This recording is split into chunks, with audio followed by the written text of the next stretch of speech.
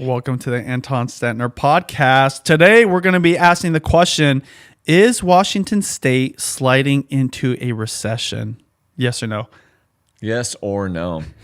I would say, I don't know if we're all the way there, but we're reaching stall speed. You know how the Federal Reserve and the government's been talking about, hey, we're trying to get to a soft landing. Well, Washington State itself is in stall speed right now. We're not necessarily in a recession, but the government is saying it's decelerating. And what I'm telling you is, on a certain level, they're lying. We're in a growth recession right now. And that's a fancy way of saying we're kind of already screwed if we don't make some changes. Because, like from a normal person's perspective, it seems like big businesses like Amazon, Microsoft, the city of Seattle has tall skyscrapers being built. So there's a lot of growth there, but not necessarily just on the outskirts, but the rest of the state seems like, things are getting more expensive. Inflation's going up. Houses aren't, getting more affordable. It's getting actually more unaffordable. And then it seems like there's more layoffs happening. It's hard to get a job. And so there's a contrast to that. So when you say stall, it totally makes sense. Yeah. The state's core economy is hurting right now. And I know the average person is feeling pinched or hurting right now. And that's why we're saying, hey, we're nearing stall speed right now. And this video, we're going to talk about, yes, we are going to talk about the problem, but it's not all about the problems. And we're going to talk about what the state's going to do that could make it worse. And then we're going to give you the metrics that you should pay attention to in the economy and in real estate for our home buyers, for our investors. And then, as always, what are some actionable solutions? I don't want to sell the fear. I want to sell the opportunity, but we have to pay attention so we're not blindsided. So I'm Anton Stentner. I've been looking at this data, Washington State economic data and real estate data since the early 2000s. I've sold thousands of homes here in the Seattle Metro. I own multiple businesses. And I just want to give you some actions that you can take that are going to greatly help yourself right now. I want to frame this not as doom and gloom, but as maybe discipline. Maybe taking a step back and paying attention. And we decode the local market on a weekly basis. So hit that subscribe button and notifications. If you want to go deeper than the headlines and get some actual data and facts in your life about what's happening here in Washington State. All right. So what's the data telling us about what's going on in the economy? Well, oh me, oh my. The core data agitation, the core problem is we need to talk about the budget shock that we're heading towards right now. Washington State is facing a $1.6 billion shortfall. That's how much their forecast is off right now. For next year? Yes. Wow. For over the next 2 years, $1.6 billion. So when they put out their biannual budget and they're like, all right, this should go into 2027, right now it's projecting a $1.6 billion shortfall. And that's why we talked about on one of the other episodes about, hey, we believe they're going to try to attack us again in 2025 in the latter part of this year with, we need to raise taxes again when they need to cut freaking spending. This is not a budget hiccup. This is literally proof that the economic base is deteriorating, and it's deteriorating way faster than projections. Because if they're looking at it and they believe that it's just going to go up like this, and then all of a sudden it starts tapering off like that, that's businesses throwing warning flares. That's people saying we're not paying those taxes. It's consumers and businesses paying less in taxes, so they're going to collect $1.6 billion less. This is the warning indicator, the stall sign. That's if things go the way it's planned. Bingo. If it gets worse, that shortfall will be even greater. Yes. So this discrepancy is we have positive GDP growth in Washington State, but revenues are falling, which means high tax sectors like the ones that fund everything are collapsing or falling apart first. And it's these high income layoffs and reduced consumer spending. So when I say high income, I'm talking the tech workers, okay? I'm talking some of the construction workers. And the government, they can see this sinkhole coming. So what's their fix? More taxes? More taxes, not decrease spending. They're going to be like, oh, we should charge Washingtonians more. This is a doom loop if they don't get it under control and rein it in, because part of what we're going to show to everyone is this is already the policy and these increase in taxes going awry, and that's what's causing our economy to slow. And what's the one tax you think the state's going to try to hit us with next? Like, where do you think the state's going to do that? Drop it in the comments. Let's see who's going to be right. And when they drop this fiscal bombshell, this $1.6 billion hole in the budget, it's because taxes are drying up, or taxable activity is drying up faster than they expected. Massively faster. They just said, or they just raised $9.4 billion in new taxes, and they are still missing the target. So with that omnibus bill, that was the largest tax increase in Washington state history. And this is telling us something big. People and businesses are spending less, they're hiring less, and they're earning less. So the twist here is that our policy makers are freaking out. And they're setting up for, I want to tell you, this is the perfect play in real estate. And the reason I believe this is one of those perfect plays in real estate is right now has that feeling of like 2012 all over again. 2012 was the end of the great financial crisis. And then the market in real estate started slowly improving. What people need to understand is our economy and then the real estate market are not directly tied. And what happened when they raised interest rates unbelievably in 2022, that real estate here in the Seattle metro went into a transaction-based recession. So we were selling about 40% less homes over the last 3 years than we did prior to that. And we're below 2019 levels. And in some cases, most of them were back to 2012. That's why I'm bringing in this corollary. What's going to happen is as they lower rates, real estate becomes more affordable. You will see the market pick up, just like it did in 2012, even though the economy wasn't that good. So I don't believe we're going into a full-blown depression. I believe our economy is slowing down, and I believe we're headed into the 2012 again, and that's the opportunity. So before we get too much into real estate, what do you mean specifically, though, of a Washington state possible recession? It's our economy. It's not in a free fall, but it's coasting like we've talked about before. It's sitting in stall speed, and they call this a growth recession. So GDP currently is at 2.2% in 2025, and they project it to be 2% in 2026. But the underlying economic indicators are showing pre-recession fragility. The economy is technically expanding, but it's functionally stagnating. Let me explain. When the Atlanta Fed, the forecast for the United States GDP right now, third quarter, 2025 is 3.8. Washington is usually higher than the nation. We can't be behind everyone. Okay, so we're at 2%. 2% growth, and the rest of the country's at almost 4%. Duh, we're slowing down. I mean, that's the problem. What are the key stresses we're seeing? We're seeing weak demand and rising unemployment. So U6 is what they call the underemployment.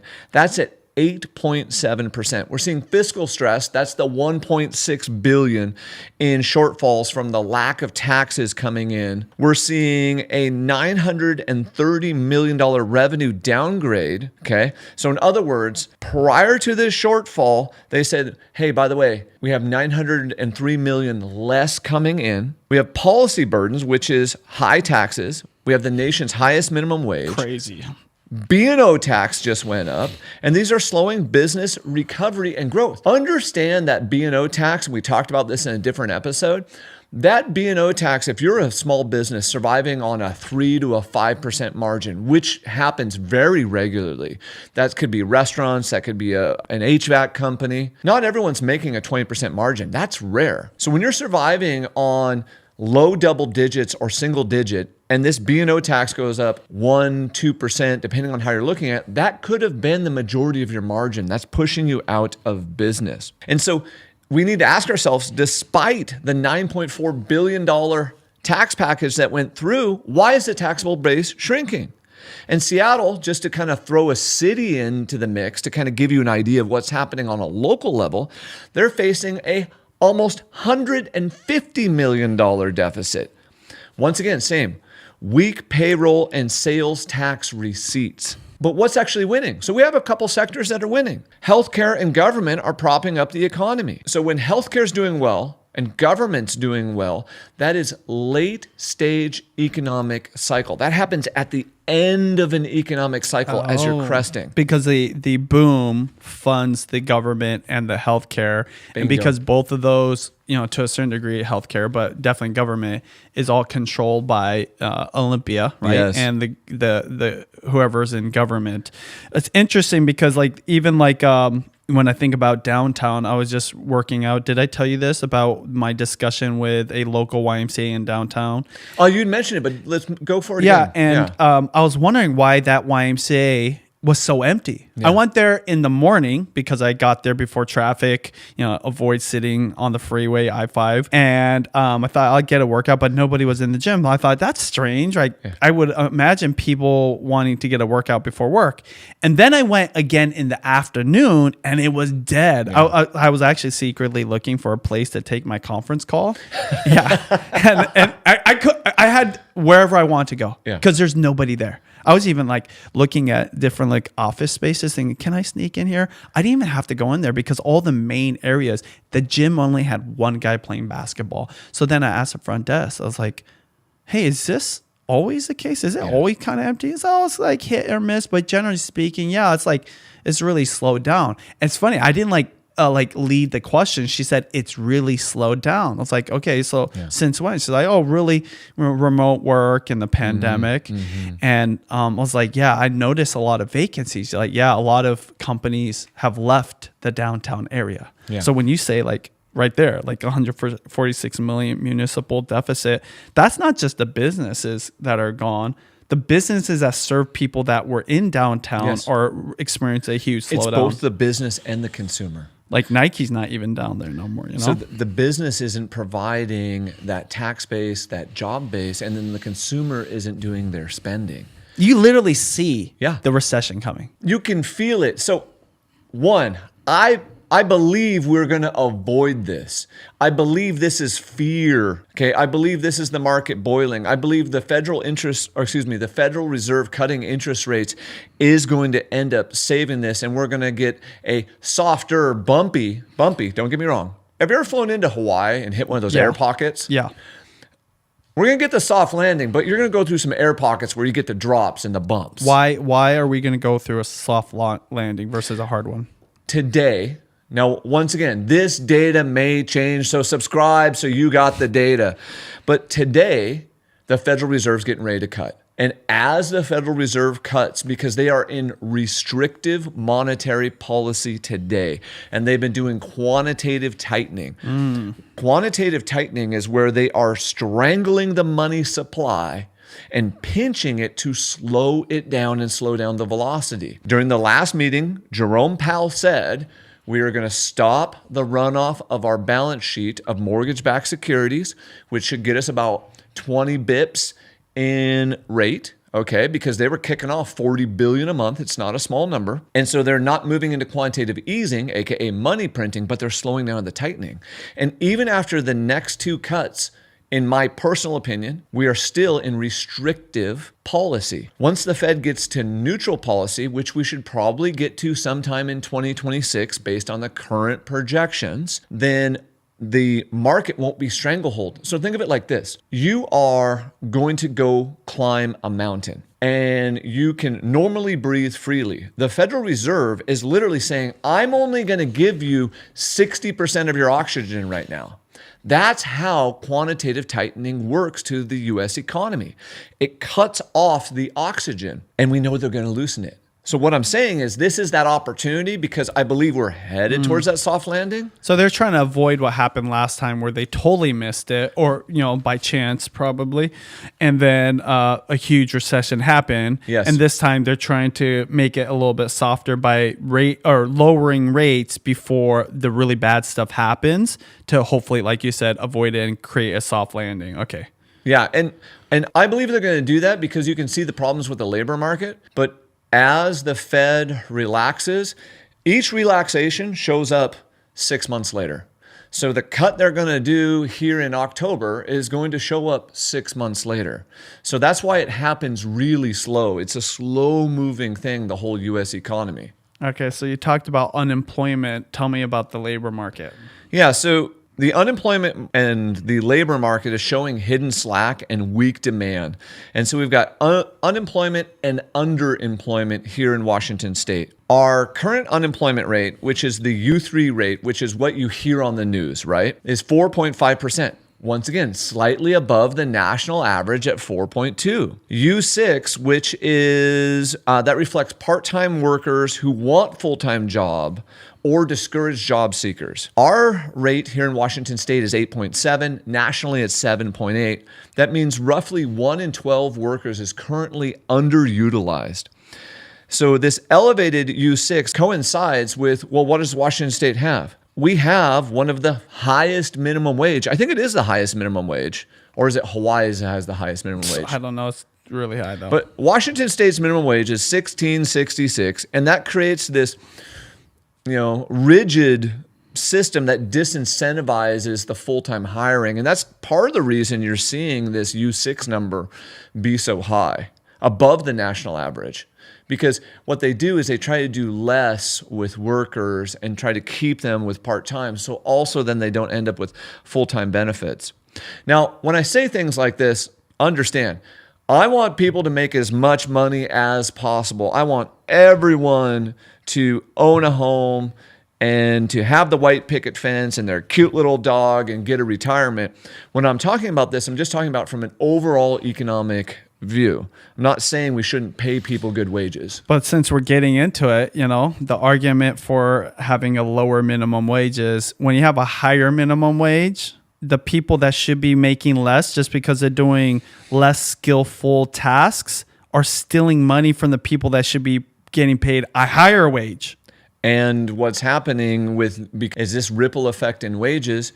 For example, because we'll talk about the weakening construction sector, is pushed all the way up into all your construction workers.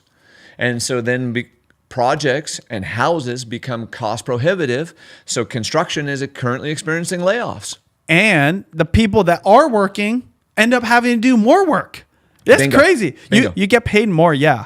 Which, by the way, this is how it works. When you get paid more, usually you're expected to do more or have more responsibilities. What sucks is, though, the minimum wage people at $16 an hour are actually working even more to where the $16 isn't even worth it. No, exactly. They should probably be making $20 an hour because they're having to work extra because there's not as many employees. But the businesses can't afford it because they have somebody doing like sweeping kind of tasks. Nothing against sweeping. I sweep at my house all the time, right? Yeah. But is it worth $16 an hour? I don't know. I mean, I talk about, when I was a kid, my kids asked me about my first job picking strawberries. How much did you make, right?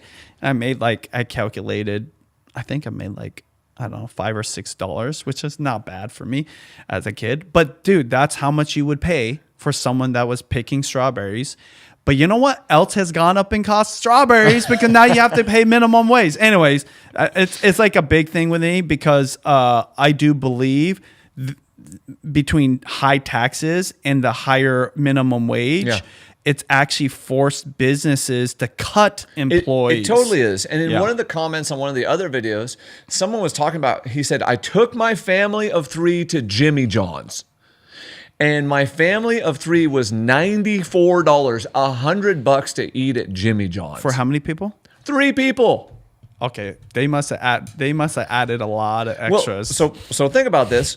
Let's just say each one of them got the big sandwich. That's going to be $16 to $24 per sandwich. That's crazy. And you get chips. You get a drink. They got the cookie too, though. And they got the cookie. What's happening in these job demand indicators is you have unemployed to job opening ratios is 1.3 in Washington state versus the U.S. is 0.9. You have initial unemployment claims rising to 6,000, basically 6,300 per week in October, a leading indicator of the economy softening. You have the non-farm job growth at 0.5 year over year. That is described as stall speed. And so the labor market appears stable on the surface, but what's happening is it's quietly deteriorating. This is becoming a no hire, no fire dynamic that's showing a stagnation in our local economy. That's why Washington State is not outperforming the nation. And you're seeing sectors kind of diverge. So we've heard about technology. Technology is experiencing layoffs. So Amazon's had some layoffs. Microsoft's had some layoffs. We talked about software employment. That's projected currently in the Seattle metro to decline through 2027 and to remain flat through 2029, which then creates these ripple effects like you were talking about with the YMCA. Commercial vacancies rising, aka Nike moved out of downtown. The YMCA was kind of vacant. You're seeing retail and restaurant in these tech hubs and then in the downtown closing unless they've really been there or really well established. You're seeing the housing market cooling, okay, because of this reduced high income in migration. In migration is we're not hiring as many people into the state and giving them a high paying job. You're seeing Seattle's tax revenue falling. You're seeing the state's tax revenue falling. Construction employment is expected to fall to 0.7 in 2025, continuing to decline through 2029. And that construction, is that commercial and residential? Yeah, that's all construction. Oh my gosh, that means that we'll be building even less houses. Means we're going to be building less houses, which means less supply with the same amount of demand. This is why I'm telling everyone it's 2012. So I sound a little doom and gloom, but I want you to flip the coin over. Like, this is that 2012 buying opportunity. Conversely, because we do a lot of construction, we do a lot of land development stuff, and we're always looking for equipment. We almost had an amazing deal on a Kubota skid steer, one of those SVL 95s, the same one that your friend has. And it was $69,000 with 800 hours on it, 2 years old. That's a $140,000 machine. Whoa, half off? Half off. That shouldn't be half off right now. But that's showing you that demand in that construction industry is slowing. So they're having to sell their toys. And because we do we're a mid-sized builder developer, we're getting calls. Hey boys, you guys, you got any work coming up? You got any jobs for us to bid on? And so when they're reaching out to us, we know that's anecdotal evidence, but it's clear evidence that the market is slowing. Second evidence is that the large excavators, so that's the first in.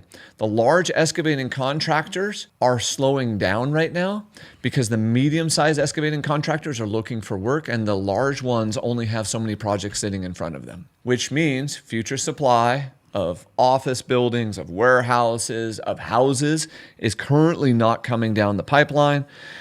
We know that aerospace is also trending down right now, adding to long-term wage job loss. Okay. Some people hate on Boeing. Boeing is a phenomenal employer and they employ a ton of people here. And our state keeps constantly attacking them. So these slowdowns in other areas are amplifying the tech. We talked about the resilient ones. Healthcare and government jobs are up 13,000 year over year. Okay. So I want you to think about this. If the government just told you they're going to have a $1.6 billion shortfall, why are we hiring a bunch of more people to work for the government? Well, because the government thinks that there's a solution to all these problems. The government is not the solution. No one is coming to save you. The government needs to start tightening their belt. There's a reason they call it the, $1,000 hammer, yes, $20,000 toilet seat, because it's just not an efficient and effective way to get things done. This is why we're a capitalist country and we hire private businesses to do it. Yep. And generally the government should be smaller, but of course we're definitely a very liberal state that thinks about welfare, right? I'm not saying that conservatives don't think about welfare, but the welfare state and taking care of people, which is great. Yep. But when it is hurting the health of the state, yes, then you have to ask yourself, is this the best way to spend money? And should we be doing the things through the government that Washington State is doing? Because it's kind of interesting to hear jobs are going down, unemployment's rising, right? And then underutilized and GDP people, slowing down. right? And then you have all these vacancies, these vacant office spaces in downtown, less people working down there, slowdown in construction, not as many houses being built. But then look, we got way more people in government positions. Bingo. So, because they don't usually have to work off the same rules, right? Because they always have money. They always have money. They can just print more. They can just tax more. What our state needs to do is we need to reduce our budget and cut some fat. Period. End of discussion. I need you to reach out to your state representatives and to push on them. I am pushing on them. We need this. This is not a dip. If this sets all the way in, so understand this is the beginning. Okay, so we're looking at the beginning of what's happening. But if this sets all the way in, this is a structural reset that becomes a multiplier effect. What happens is we lose these tech jobs, which are high income jobs. That creates a localized high income recession in the Seattle and in the Bellevue areas, okay? The centers of our real estate universe. That causes commercial real estate vacancies, reduced retail spending, reduced consumer spending, reduced tax revenue, and the cooling housing market. And we've got a signal from the construction industry right now in the employment area, and it's forecasting decline over the next, year and a half to 2 years. This is classical cyclical indicator of reduced capital investment. So there's a counter narrative here, though. Then I want to kind of flip this and throw some optimism in here because everyone knows I am a bit optimistic. Despite all this, our AI startups, wow, this blew my mind. Our AI startups have raised $679 million Wow. in 2025, ranking Seattle number 2 nationally for AI jobs, signaling a sectoral transition. But it's still not enough to replace the other tech jobs that are being lost or displaced because of AI. You know when, I just gave you the answer, but do you know when recessions usually start? When a bubble pops. Yeah. Well, and absolutely. Talk about the AI bubble. I'm telling you, I'll call it. I think that we're in this weird AI bubble, just like we were in the internet. And there's, arguments on both sides. But you just see the amount of money being spent that is going to be good long term. Yeah. But short term, I don't think there's going to be enough tangible benefits from AI. Because right now, what is it? It's like a better Google search, and it's a way to generate videos. That's and then I just saw a news report. I think Como did it, or it was on YouTube. I saw a news report talking about all these tech firms are starting to lay off people because they thought AI was going to replace them. But then they're backtracking because AI isn't as good as they thought. And so they now have to rehire people. And the big takeaway is AI is not as good right now as they perceive. So you want to talk about a bubble, money going in, thinking there's going to be these short-term benefits. And if it's not there, pop. One of our listeners said, hey, you would, and I forget where we had mentioned this, we had talked kind of about this idea of the everything bubble. And so I think, because it keeps coming up, we're going to go through and do a deep dive into that one on a future episode. Because look at what happened to gold and silver this week. Gold and silver had a massive drop. Oh, yeah, for sure. Massive. And, let us know in the comments if you're seeing more for sale signs, for lease signs, or hiring signs in your area. And then what areas of the economy do you think are growing? What areas do you think are shrinking? We would love to hear from you what you're seeing right now. Is there any other issues or problems we should be looking at? Well, unfortunately, we still have these massive policy headwinds and these structural headwinds. So this tax burden that we've talked about before, but we need to keep bringing it up because it's just that outrageous. The tax burden is making Washington State less competitive. So economic outlook, we used to be 34th, we dropped to 50th. The business tax climate, we are 45th out of 50th. That's at the bottom. And we're 47th on corporate and 50th on sales tax. The estate and inheritance tax, we did a whole video about that one. We are 50th. The B&O tax on gross receipts punishes low margin firms. And so when revenues fall, taxes don't, and firms lose liquidity and they got to cut jobs. We talked about minimum wage already at $16.66. It's going to go to $17.13 in 2026, which is right around the corner. And we have cities that already have higher levels. SeaTac, Tukwila, Seattle. And studies have shown that small wage gains help, but they reduce, low-skilled employment. Like you had talked about, that people are just going to try to do more with less. And then we've got these tech layoffs, we've got weak demand, and which is creating a service sector squeeze, noticeably in the restaurant and retail businesses. We talked about unemployment, we talked about underemployment, and we talked about the state's revenue shortfall at 1.6. The two risks I want people to pay attention to. What if we have a double dip tech recession? Okay, so tech already went through a little problem, and then maybe it's starting to recover. But what if a second round of layoffs causes commercial real estate to get hit worse? We just had some problems with some regional banks. It's 2008 all over again. It's not quite 2008 because in terms of like it's the biggest 2008. That's not a black swan. Correct. But the commercial real estate market won't crash as big as the housing market. But it will crash. But it could crash and has already crashed. Yeah. The thing I need people to understand, though, is commercial real estate always has equity versus there was no equity in housing.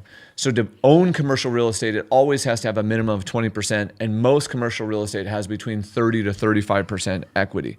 But if this double dip tech recession happens, that depresses hiring, depresses consumption, which depresses tax revenue, which further depresses GDP. That becomes a negative cycle. Watch that. 2, if our politicians can't control themselves and we have this fiscal overcorrection where they go, oh my goodness, we have 1.6 billion in revenue shortfall. And then what they do to fill the gap is they raise taxes. That could create capital flight, more job losses, and we could create more flight of Washingtonians just leaving, which could then push us or pull us into a full-blown recession. So behind this modest GDP growth, it shows the hallmarks of a pre-recession strain. That's our weakening high-value sectors, aka construction, tech, fiscal deterioration, the policy-driven structural issues, which we talked about, that's our taxes, and then we're seeing slack in labor. So unless policy adapts, 2026 is going to have real risk of a policy-induced recession. So how does this affect real estate, and what is the strategy people should follow? Because obviously that's the whole point of this podcast. And I just like talking about economics. So I mean, it's always a little of both. The short-term price problems that you're seeing in real estate this is policy blunder. This is fear on a national level because of government shutdown, politics, rates, blah, blah, blah, rising unemployment. And we're focusing on tech layoffs, and these tech layoffs and these construction layoffs is creating mispricing. Mispricing, this isn't a risk of collapse. It's mispricing, which is creating an opening a window. Once again, I believe this is 2012. So in 2012, one of the guys that works for me, Elias, asked a question the other day. He goes, well, did the market just rip up, just shoot up like a rocket? And I was like, no, you're remembering history wrong. I was like, what happened in 2012 was the real estate market bottomed, and then it felt just like a rising tide. And it was just slow and consistent in a rising tide. And I said, and I believe that's what's going to happen here. This isn't going to rip to the moon. It's a rising tide. But as that rising tide happens and real estate moves out of a transaction-based recession, expect higher than 2025 price increases in 2026. 2025 is the lowest increase in prices that we've had since 2012 for the year. Why am I saying 2026? Because the Federal Reserve is clearly signaling, and the Trump administration is putting massive pressure against them to cut rates and be less restrictive. When they bring oxygen back to the system, the market will grow. And what are the interest rates right now? Interest rates were even lower yesterday. But what is it? Interest rates yesterday were 6.175. So that means with a small buy down, assuming you have decent credit, you're in the upper fives. But right now with our listings, because we have a whole bunch of listings on the market, we're not getting a ton of activity. So what I'm actually selling a lot of right now is investors. Our investors are just putting deals together. And we have some first-time home buyers that are taking advantage of the situation because they need the closing costs. They need the interest rate buy down, and sellers are willing to give it right now. So where I think this is like creating that opportunity is in medium-priced homes, smaller homes, and rentals. As unemployment rises, what does that do to the demand for rentals? It would potentially go down. No, it increases. It would increase it because they can't afford a home. Yeah. So as this, well, I'm saying like if it really goes down unemployment, people can't afford it, and well, they'll always need a home though, right? Well, we wish that was the case. So logically, that makes sense, and I agree with you emotionally. Clarify what we wish that was the case. Consumers wish if we were in a recession or unemployment was high, rental rates would go down. During the Great Financial Crisis, rents only went flat. And out of all the rentals we owned during the GFC, I had one that went down $100 a month. Only one. And I did have rentals that had multiple families that just kind of piled in together. But I didn't have to evict anyone. And I only had to lower the rent on one. Why? Because the demand increased. Demand increases. So this is the time to go buy rentals because demand's going to increase for rents. Now, emotionally and logically, that's what I'm saying. We don't like that. And that doesn't make sense, but the demand will go up. This also creates that win for the thing we've been preaching, ADUs, that accessory dwelling unit. It creates that win for middle housing, the 2 to 6 unit. It creates the win for workforce housing. It creates the win for people who want to rent by the room. Rent by the room is going to kill it, okay, over the next 2 months. And this is what we're helping a lot of our buyers and our investors with. And you guys can reach us at resg.com and just Google that or Google my name. We're always here to help you specifically with these things because there's motivated sellers that are out there right now. And there are some properties that you can buy below replacement cost. Wow. Okay, hear me out. I have a listing right now that is on the market, and it is $220 a square foot. That is below the replacement cost. It is a smoking deal. Interesting dynamic. You can't, I can't, you can't, the listeners can't afford to build that structure today for less than what I have it listed for. And isn't that an early signal of a recession, this big time, right? Recession. So real estate has been in the recession. That's what I need everyone to understand. Real estate's been in the recession. This pinch that's happening is creating a artificial opportunity. This is an opening window that's probably here until mid-2026. But hear me, the Federal Reserve is going to turn on the money printers. They're going to bring oxygen back to the system because our politicians and our citizens are unwilling to go through the pain. But if there is a recession, even if they lower the interest rates, it still could be a flat market. No, prices will go up. Prices will go up because of the least because we've built so few homes. If you increase demand just 5%, prices start rising above 3%. Horrible. By 2026, I'm just telling you what the data is telling us. This could change, but the data today says you will have above average appreciation in 2026. Expect 4 to 6% appreciation in 2026. In 2025, you're seeing like 2. And we made other videos where we went and analyzed specific parts of the Seattle metro that are experiencing these really big declines. One of those videos is going to come out here in the next week where we go through the 10 cities or suburbs in Snohomish County, or it's in King County.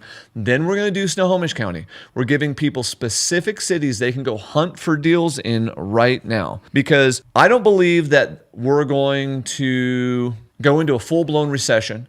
I believe that this is simply a policy overcorrection and that our people need to be looking for cash flow and upside and then looking for those right deals and those right opportunities to buy. And we're pointing them out to you inside the data. I'm Anton Stetner. Thanks for hanging out with us. Hit that subscribe button, drop any questions or comments below, and let us know how we can help you on your real estate journey.